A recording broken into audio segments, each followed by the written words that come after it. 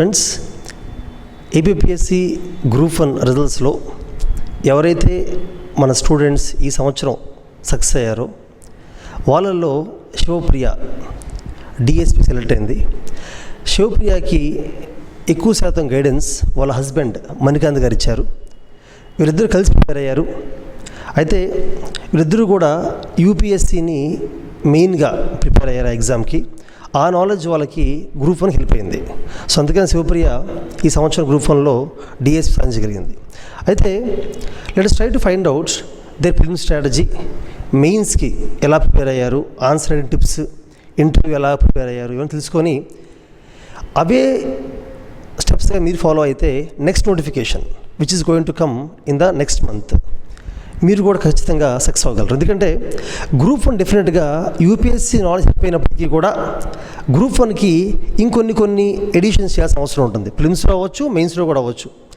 Interview almost సేమ్గా ఉంటుంది. So editions చేయగలిగితే యూపీఎస్సీకి prepare అందరూ కూడా ఈ సంవత్సరం గ్రూప్ 1 ఆల్మోస్ట్ రాస్తున్నారు ఆంధ్రప్రదేశ్ వాళ్ళు.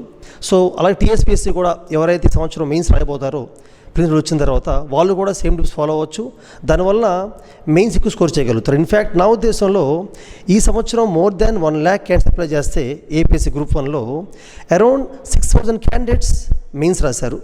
అందులో 220 క్యాండిడేట్స్ మాత్రమే ఇంటర్వ్యూకి వెళ్ళారు. అంటే ఆ మెయిన్స్ నుంచి ఇంటర్వ్యూకి వెళ్ళే ఆ స్టేజ్ ఉంది కదా, ఆ stage has become the most difficult stage. ఆ 220 మెంబర్స్లో ఫైనల్గా 110 members selected. So Shivapriya overall జర్నీలో యూపీఎస్సీ ప్రిపరేషన్ చేసినప్పటికీ కూడా ఎడిషనల్గా ఈ గ్రూప్ 1 ఎగ్జామ్కి ఎటువంటి ప్రిపరేషన్ నువ్వు చేసావు? ఎస్ సార్, యాక్చువల్గా ఏపీపీఎస్సీ గ్రూప్ 1 సిలబస్ యూపీఎస్సీ కొంచెం ఈక్వల్గానే ఉంటుంది. కానీ మనం స్పెసిఫిక్గా చూసుకోవాల్సిన టాపిక్స్ వచ్చేసి మనకి ఏపీ హిస్టరీ, ఎకానమీ అవి ఉంటాయి. మన కరెంట్ అఫైర్స్ కూడా స్టేట్ మీద కొంచెం ఎక్కువ ఫోకస్ చేయాలి. వాటి మీద ఎక్కువ ఫోకస్ చేశాము. ఏపీ హిస్టరీకి నేను ఓన్గా నా నోట్స్ ప్రిపేర్ చేసుకున్నాను. హిస్టరీ వచ్చేసి మామూలుగా ఇండియా హిస్టరీ వచ్చేసి నేను ఓన్ నోట్స్ ప్రిపేర్ చేసుకున్నాను. అందులోనే ఏపీ హిస్టరీ కూడా యాడ్ చేసుకున్నాను. ఎకానమీ వైపు వచ్చేసరికి మనకు సోషియో ఎకనామిక్ సర్వే అనేది ఏపీ వస్తుంది కదండి సార్, అదే ప్రిపేర్ అయ్యాను. That help me a lot in economy. తర్వాత మన ఆన్సర్ రైటింగ్ అనేది చాలా ఇంపార్టెంట్ సార్ ఇక్కడ. సో మాక్ టెస్ట్లు డైలీ ఇచ్చాను మెయిన్స్కి ముందు.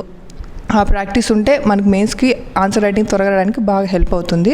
So frequent revision, frequent writing practice, మన ప్రజెంటేషన్ ఇంప్రూవ్ చేసుకోవడానికి కూడా మాక్ టెస్ట్ హెల్ప్ అవుతాయని చెప్పి ఎక్కువ మాక్ టెస్ట్లు రాశాను. రివిజన్స్ ఫ్రీక్వెంట్గా చేసుకున్నాను సార్. దానివల్ల ఆన్సర్స్ మనం ఎగ్జామ్లో కాన్ఫిడెంట్గా రాయగలమని అర్థమైంది సార్ ఫ్రీక్వెంట్ రివిజన్స్ వల్ల. సో ఈ ఏపీ సిలబస్ మీద ఫోకస్ చేసి ఫ్రీక్వెంట్ రివిజన్స్ చేశాను సార్ నేను ఎక్కువగా. అయితే మణికాంత్ గారు, ప్రిలిమ్స్ ఎగ్జామ్ వరకు అబ్జర్వ్ చేస్తే ఏపీపీఎస్సీ ఈ సంవత్సరం ప్రిలిమ్స్ ఎగ్జామ్ ఆల్మోస్ట్ యూపీఎస్సీ స్టాండ్లోనే క్వశ్చన్స్ అడిగారు. అంటే క్వశ్చన్స్ అనలిటికల్గా, లాజికల్గా ఉన్నాయి.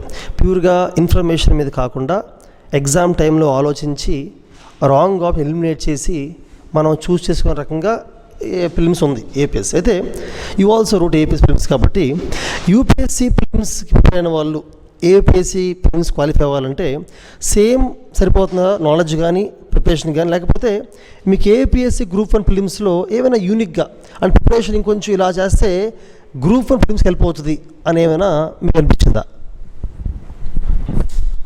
నాకు అంటే నేను లాస్ట్ ఇయర్ గ్రూప్ 1 ప్రిలిమ్స్ రాశాను సార్. జనరల్లీ ఈ ఇయర్ మోస్ట్లీ అందరూ అలాగే ఉంటుంది పేపర్ అని ఎక్స్పెక్ట్ చేసి ఎగ్జామ్కి వెళ్ళారు. అక్కడికి వెళ్ళిన తర్వాత చూస్తే దట్స్ బౌండ్ సార్. అక్కడికి వెళ్ళిన తర్వాత కంప్లీట్ యూపీఎస్సీ ఫార్మాట్లో ఉంది.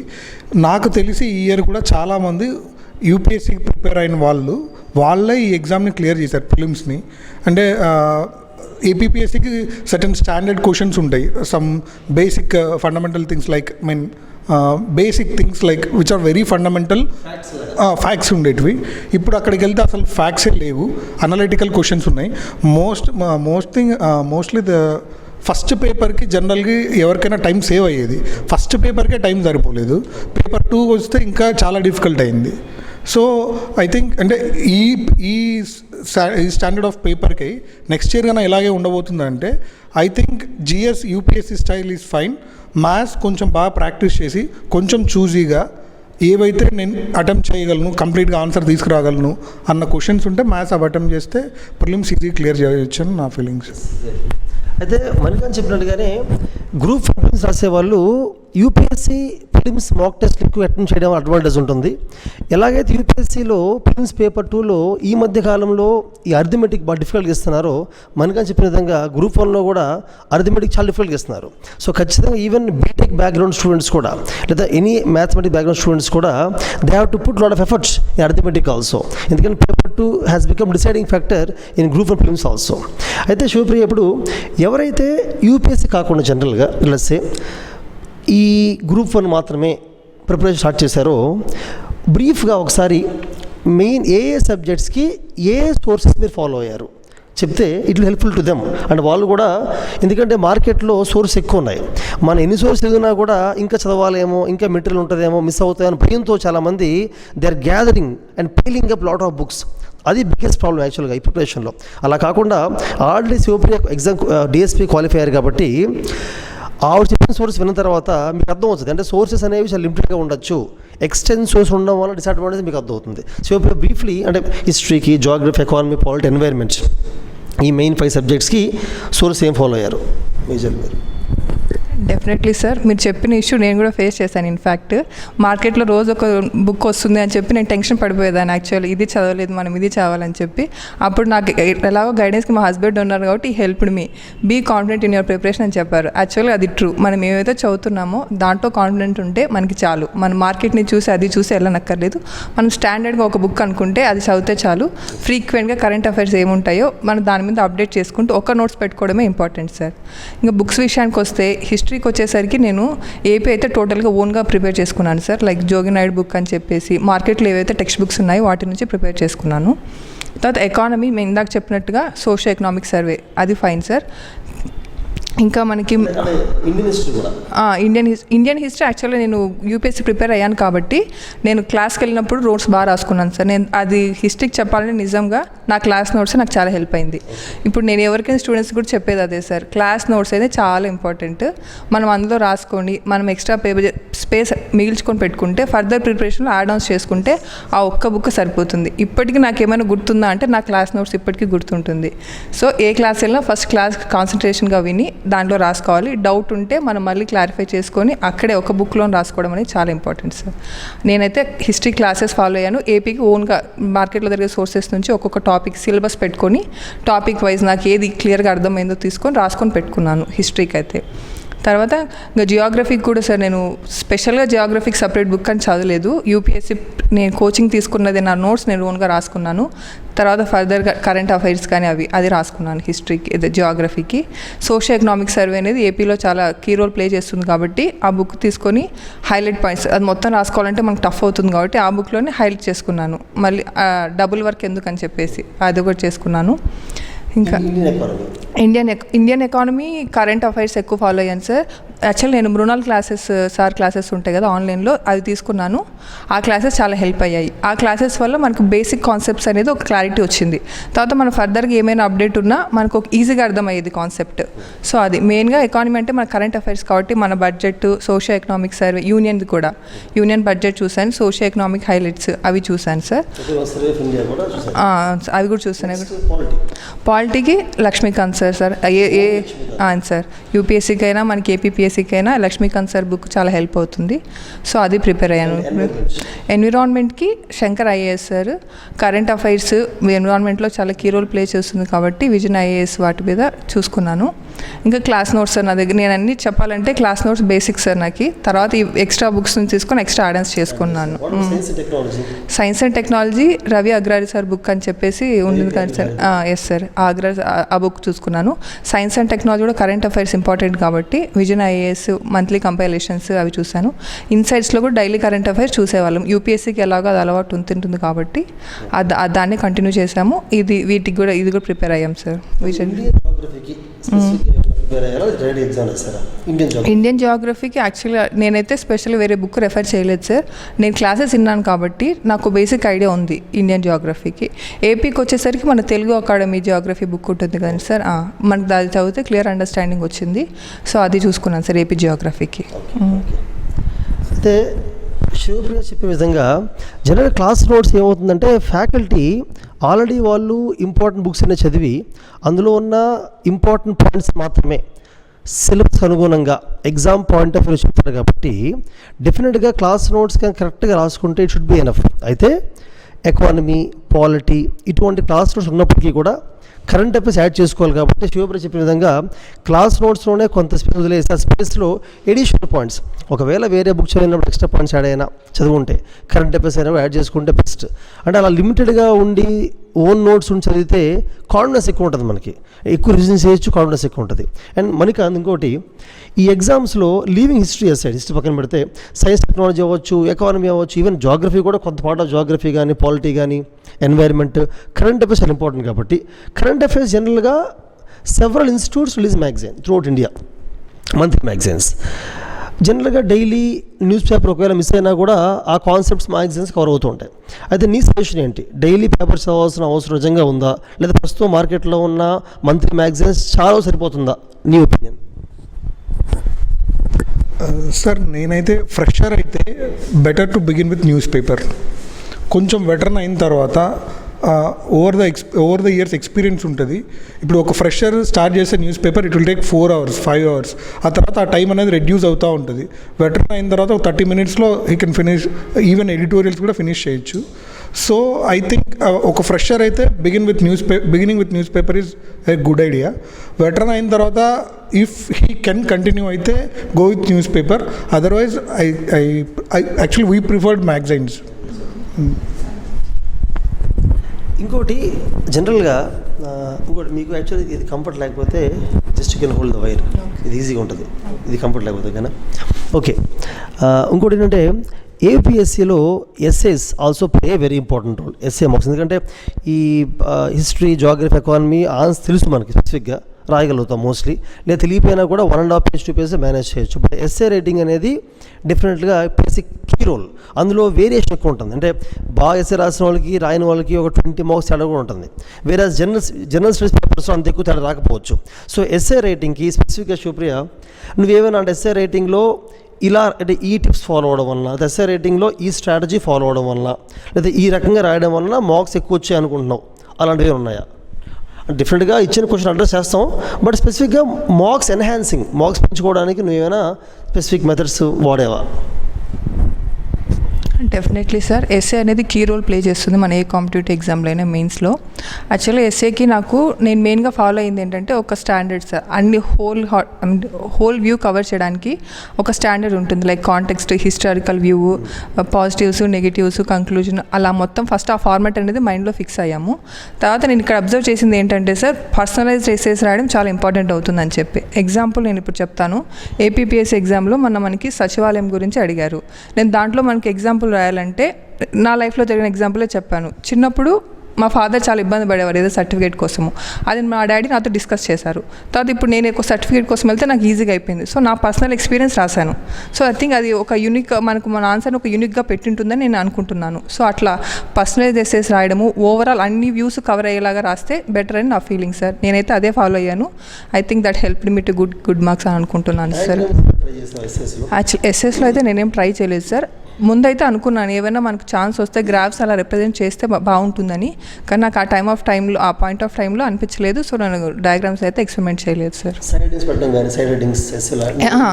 ఎస్ సార్, సైడ్ హెడ్డింగ్స్ పెట్టాను. ఇప్పుడు మనకి అది సైడ్ హెడ్డింగ్స్ కూడా కొంచెం యూనిక్గా పెడితే బాగుంటుంది అని అనిపించింది. లైక్ ఛాలెంజెస్ అనే బదులు లైక్ ఇంకేమైనా మనకి న్యూస్ పేపర్లో రోజు టర్మ్స్ వింటూ ఉంటాం కదా, హెడ్ విండ్స్ అని కానీ అలాంటి పదాలు వాడితే కొంచెం బాగుంటుంది అనిపించింది. నేను కొంచెం మినిమల్గా ట్రై చేశాను అవి కూడా. సో సైడ్ హెడ్డింగ్స్ అయితే పెట్టాను సార్ నేను కూడా. అయితే యాక్చువల్గా ఏమవుతుందంటే ఇటువంటి ఎగ్జామ్స్లో అంటే highly competitive exams, for example group ఎంత చెప్పే విధంగా more than 1 lakh రాస్తే ఓన్లీ 110 ఫైనల్గా పోస్టులు ఉన్నాయి. అంటే 1 in 1000. ఇటువంటి ఎగ్జామ్స్ ఏమవుతుందంటే ఇన్ఫర్మేషన్ ఆల్మోస్ట్ అందరికీ సేమ్ ఉంటుంది, నాలెడ్జ్ కూడా ఆల్మోస్ట్ సేమే ఉంటుంది.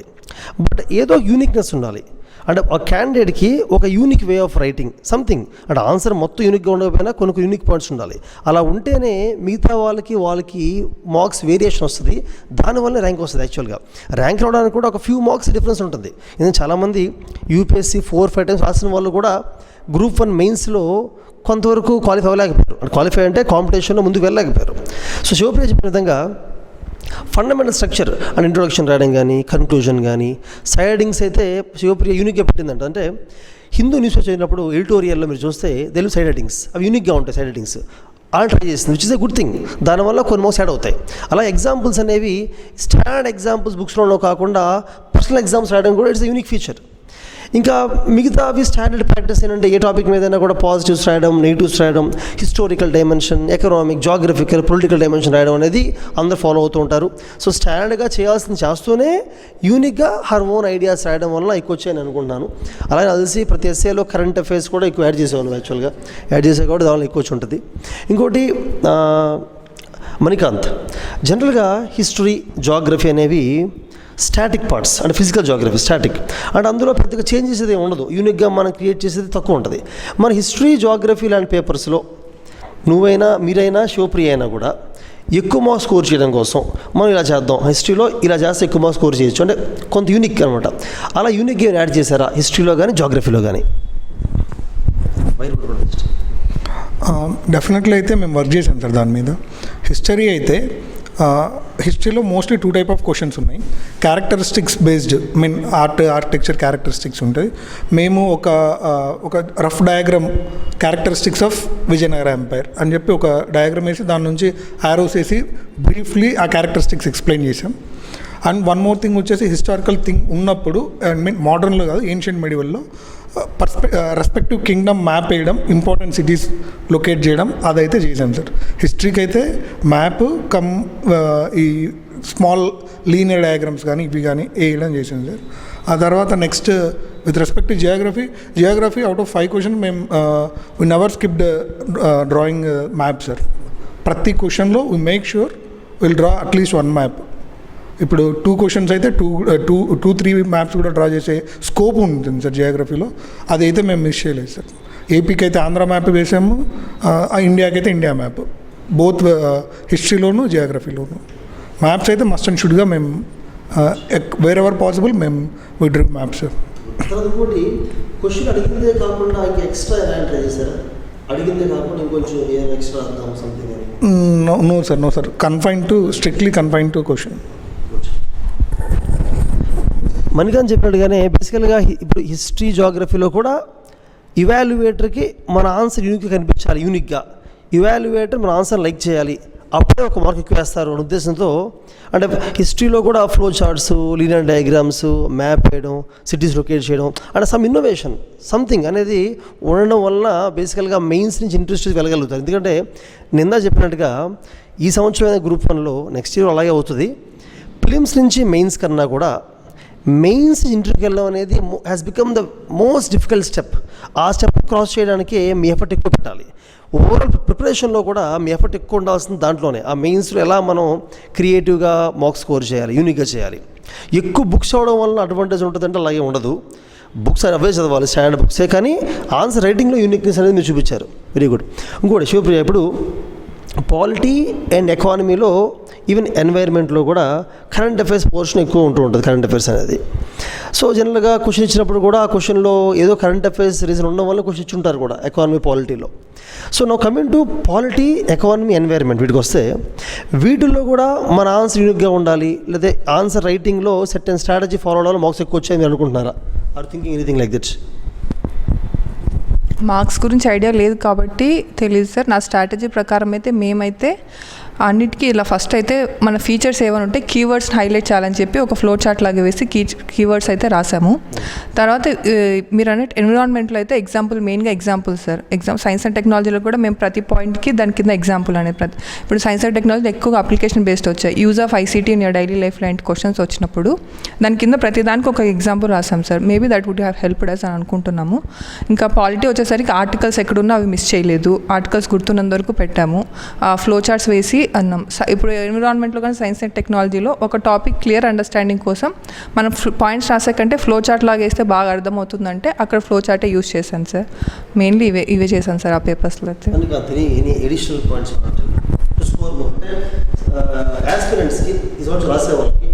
పాలిటీ, ఎకానమీ, అలాగే ఎన్వైర్న్మెంట్, ఎస్ఎన్టీ, వీటిలో ఎక్కువ స్కోర్ చేయాలంటే ఎనీ టిప్స్ ఆర్ టెక్నిక్స్?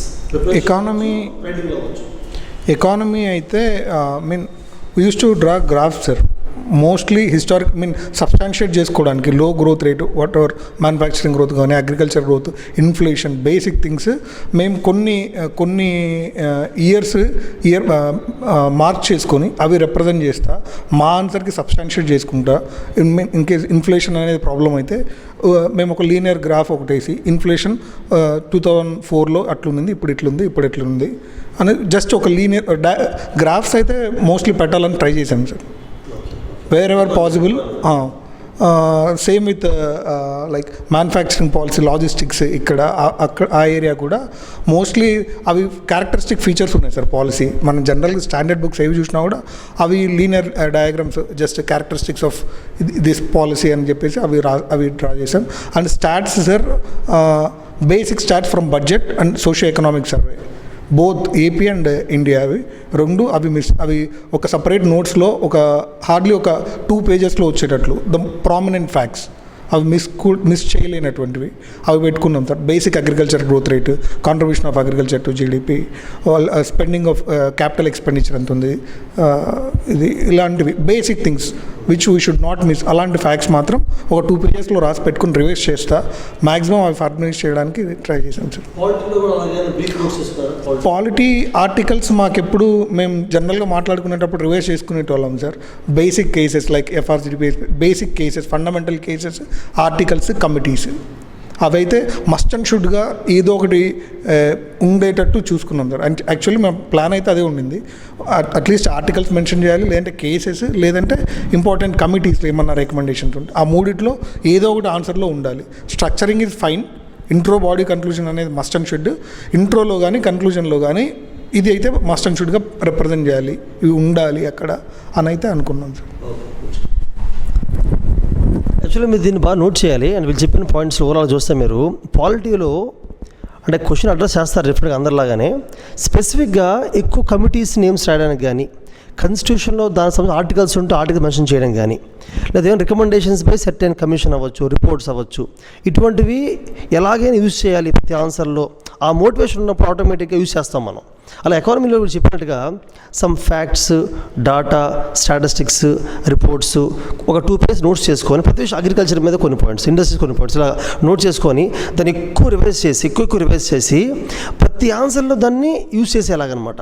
అది you have to make a note of that. And in fact graphs use చేయడం కూడా వెరీ ఇన్నోవేటివ్ థింగ్. అంటే గ్రాఫ్స్ చూసినప్పుడు ఏమవుతుందంటే ఒక ఇవాల్యుయేటర్కి ఆ ఎకనామిక్స్ పాయింట్ ఆఫ్ వ్యూ వస్తుంది మైండ్లో కూడా. ఎకనామిక్ పాయింట్ ఆఫ్ వ్యూ అనేది ఎకానమీ. సో గ్రాఫ్స్ అన్ని ఎలా పెద్దలు యూజ్ చేద్దాం అనుకుంటే, కాన్షియస్గా అనుకుంటే.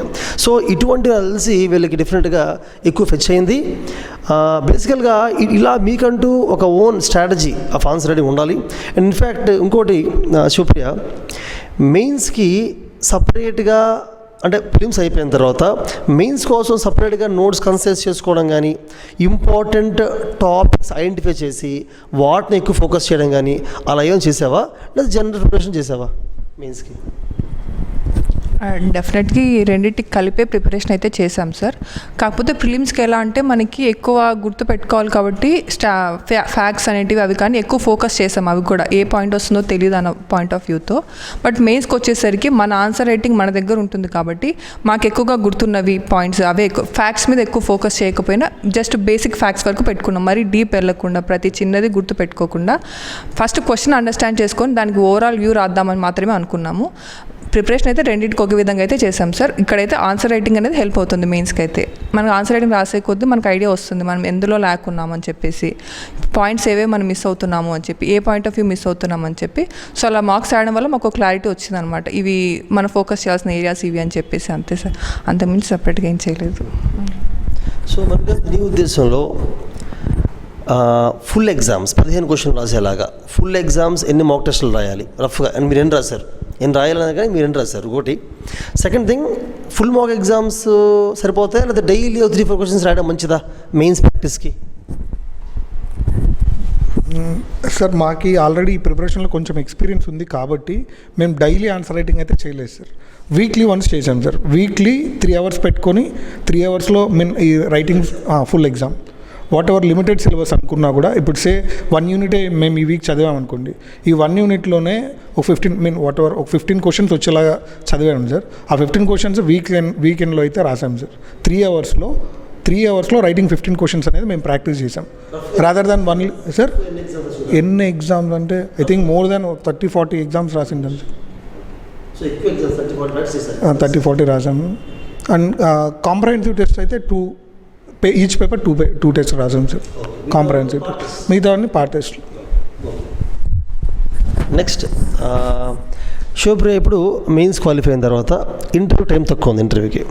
సో ఇంటర్వ్యూకి డిఫరెంట్గా అగైన్ పాలిటిక్స్ ఎకానమీ రివైజ్ చేయడం is almost impossible to read. So interview ప్రిపరేషన్లో I have 2 questions. First question, ప్రిపరేషన్లో మెయిన్గా ఏ టాపిక్స్ని ఫోకస్ చేసావు? సెకండ్ థింగ్, ఇంటర్వ్యూలో మార్క్స్ ఎక్కువ స్కోర్ చేయడం కోసం నీ యాటిట్యూడ్ కానీ లేదా వే ఆఫ్ టాకింగ్ కానీ ఏవైనా స్పెషల్గా ఫోకస్ చేసావా? అంటే ఇలా ఉంటే బాగుంటుందని. అంటే ఇంటర్వ్యూకి వెళ్ళిన తర్వాత నాకు హెల్ప్ అయ్యేవి, నాకు ఇలా అవడం వల్ల హెల్ప్ అయింది అనిపించిందా? అలా ఏమైనా ఓవరాల్గా ఇంటర్వ్యూ? ఎస్ సార్, డెఫినెట్గా మెయిన్స్కి చదివినట్టు ఇంటర్వ్యూకి చదవాలంటే అవ్వదు. అండ్ బేసికల్ it is a personality test కాబట్టి, మన నాలెడ్జ్ యొక్క టెస్ట్ కాదు కాబట్టి నేను వాటి మీద అయితే ఫోకస్ చేయలేదు. మన డాఫ్ ఉంటుంది, డీటెయిల్ అప్లికేషన్ ఫామ్, అందులో మన రీజన్స్ అన్ని జెన్యూన్గా రాసాం. ఫస్ట్ అది రాసి దాని మీద వర్క్ చేసాము ఫ్రీక్వెంట్గా. వాటి నుంచి అన్ని యాంగిల్స్లో క్వశ్చన్స్ మాకు తెలిసిన వాళ్ళు, మా ఫ్రెండ్స్తో ప్రిపరేషన్లో ఉన్న వాళ్ళకి ఈ డాఫ్ పెట్టి పాసిబుల్ క్వశ్చన్స్ ఏం అడగచ్చు, ఎలా ఉంటుంది అని చెప్పి అనుకున్నాము. దాని ప్రకారం మేము ప్రిపేర్ అయ్యాము. యాక్చువల్లీ మాకు అక్కడ వెళ్ళిన తర్వాత కూడా చాలా ఫ్రీగా అయింది సార్. జస్ట్ పర్సనల్ టెస్ట్ అంటే అలాగే ఉండింది, నాలెడ్జ్ టెస్ట్ లాగా లేదు నాకు. యాక్చువల్గా అయితే సవాంగ్ సార్ బోర్డు పడింది కాబట్టి నాకైతే ఆ ఫీలింగ్ చాలా బాగా అనిపించింది సార్. మాక్ టెస్ట్లో డెఫినెట్ నేను మాక్ ఇంటర్వ్యూలు ఇచ్చాను. అక్కడ పర్సనాలిటీ చేంజ్ అనేది మనం ఆ కొన్ని డేస్లో చేంజ్ చేసుకోలేము, బట్ కొన్ని ఫ్యూ పాయింట్స్ ఉంటాయి. ఇప్పుడు నేనే ఉన్నాను, మీరు దగ్గరకు వచ్చినప్పుడు మీరు నాకు కొన్ని సజెషన్స్ ఇచ్చారు, నేను కొంచెం ఫాస్ట్గా మాట్లాడతాను అని చెప్పి. అలాంటి చిన్న చిన్న విషయాలు అయితే చేంజ్ చేసుకోవడానికి స్కోప్ ఉంటుంది కాబట్టి అలాంటి చిన్న చిన్న చేంజెస్ అయితే జరిగాయి, కానీ మరి మేజర్ చేంజెస్ అయితే జరిగాయని చెప్పలేము సార్. అక్కడికి వెళ్ళిన తర్వాత ఎలా ఉంటుందో మనకు కూడా తెలియదు. సో మనం జస్ట్ డీటెయిల్ అప్లికేషన్ ఫామ్ మీద బాగా ప్రిపేర్ అయ్యి వెళ్తే చాలని చెప్పి నేను ఫీల్ అవుతున్నాను. సో మనకి అంత ఇప్పుడు ప్రిపరేషన్లో success failures both are common. చాలామంది గ్రూప్ 1 ఎంతమంది రాసుంటారు, ఫెయిల్ అయి ఉంటారు. యూపీఎస్సీ కూడా చాలా ఫెయిల్ అయి ఉంటారు. ఇలాంటి వాళ్ళందరూ మళ్ళీ ఇప్పుడు కొత్త నోటిఫికేషన్ ఎగ్జామ్ రాయబోతున్నారు. వీళ్ళకి మీరు ఇచ్చే అడ్వైజ్ ఏంటి? Any advice that you want to give to candidates who are writing the exam after repeated failures? I think just give the attempt, that's it, and with full confidence and with full force, give the attempt, that's it. That's the only thing. అంటే బేసికల్ preparation fail అయ్యారని చెప్పి మొత్తం మార్చు అవసరం లేదు. Read the same things, go in the same way, but ఆ minute changes ఏవైతే తక్కువ చేంజ్ చేసుకోగలమో focus only on such things like whatever they both have told till now. కొన్ని you try to inculcate in your preparation, that should be enough. And all the best. First of all, congratulations for the rank and all the best with your DSP career. And Manikant, really I appreciate you for supporting Shivpriya as a husband. And నిజంగా శివప్రియ కూడా చెప్తుంది కదా, ఆ ర్యాంక్కి almost కారణం అంతా కూడా your guidance and your supports. So congrats to both of you and all the best to both of you in your new career. See you. Yeah.